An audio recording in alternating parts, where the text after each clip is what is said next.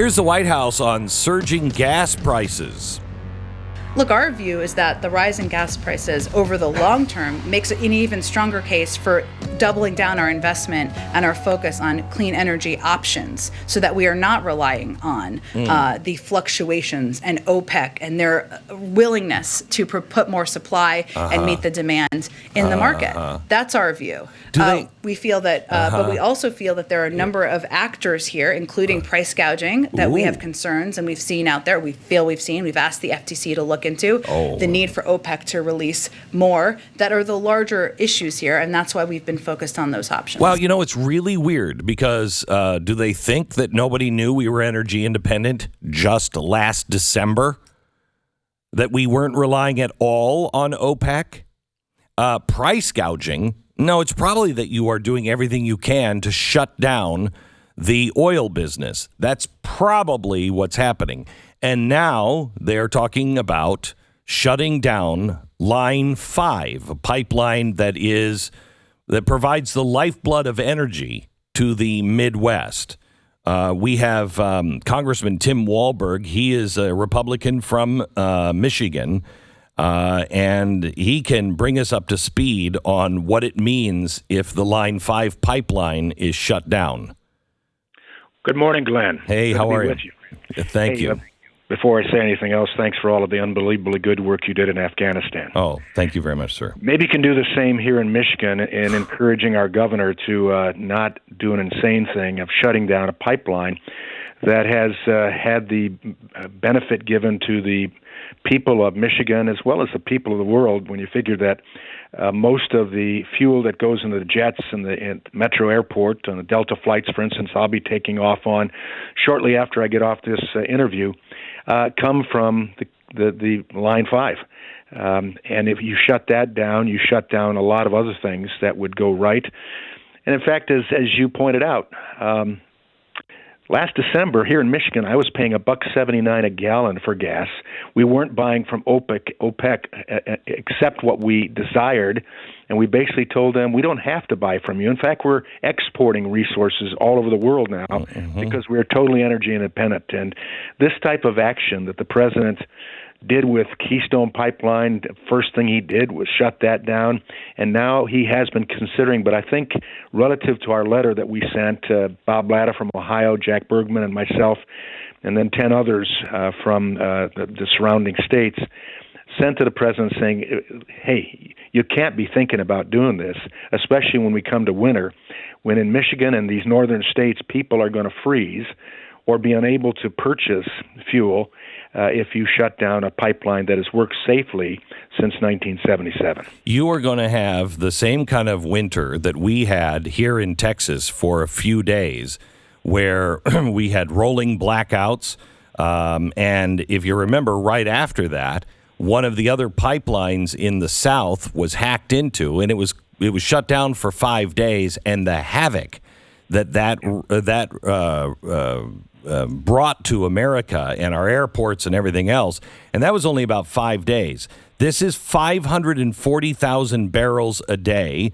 Jennifer Granholm, who is our new energy secretary, said, quote, this is going to happen and people have to get used to it. The energy is going to be more expensive this year than last.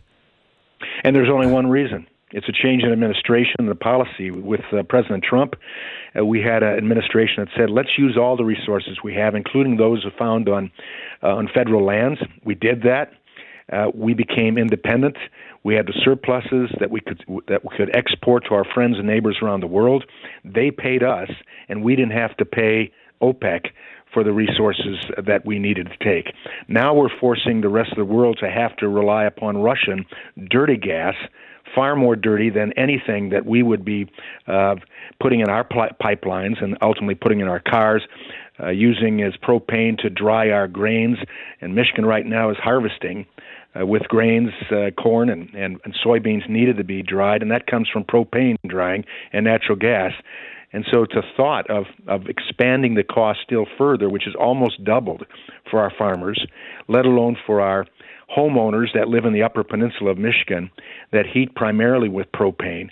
This is insane what's going on here, and I hope the president walks back anything he decided to do with Line 5, and I hope the governor understands that her election, at the very least, is at peril if she allows people to freeze to death this coming winter. So gas prices, it's predicted, could go as high as 50% if they shut down this line.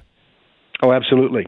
Absolutely. And that impact is not only on heating, not only on energy for our cars, for our airplanes, et cetera, but it's jobs. We're talking of thousands of jobs to be lost across the region as a result of this. And then if you shut the pipeline down, which has never had a problem, even the ding that it took from an anchor that was dropped in the wrong place didn't impact it at all.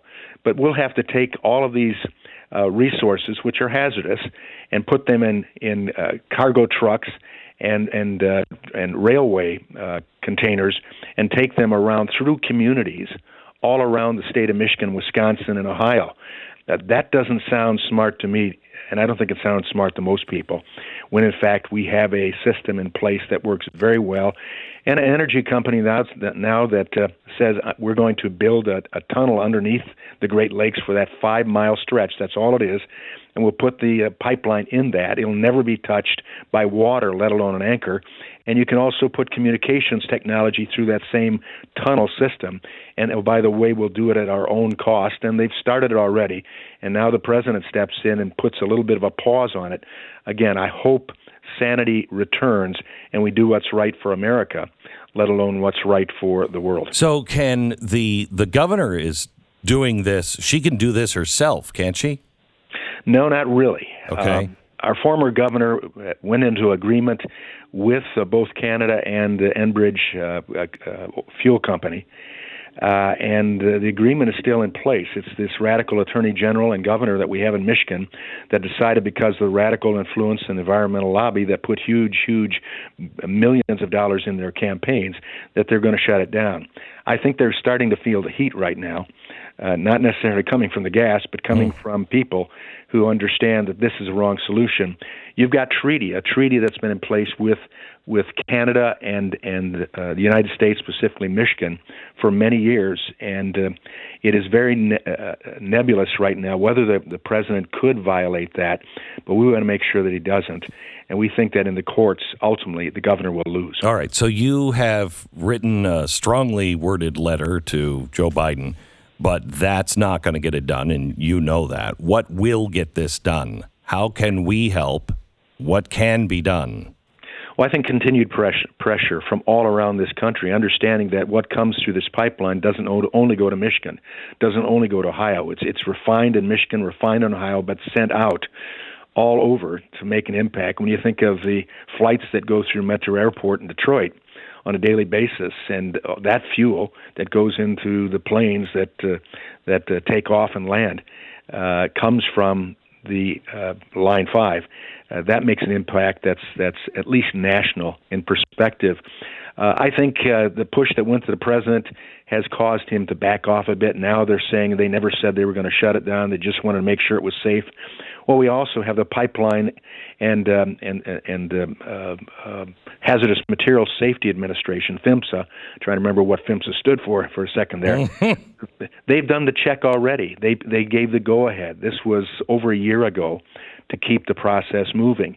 So we've checked the boxes. I think the administration is seeing that. They know they've wound themselves up into something that this governor got them into, and probably they shouldn't have. And now it's down to the governor, and I think the continued push from citizens in this great state of Michigan, as well as any others who have the impact that comes from Line 5, will be greatly appreciated. Thank you very much, Congressman. I really appreciate it. Keep up the good work and keep us informed if there's anything that we need to know or anything that this audience can do nationwide. Please get in touch with us and let us know. Grateful for that, Glenn. Thanks Thank you for keeping people up to date. You got it. That is Congressman Tim Walberg.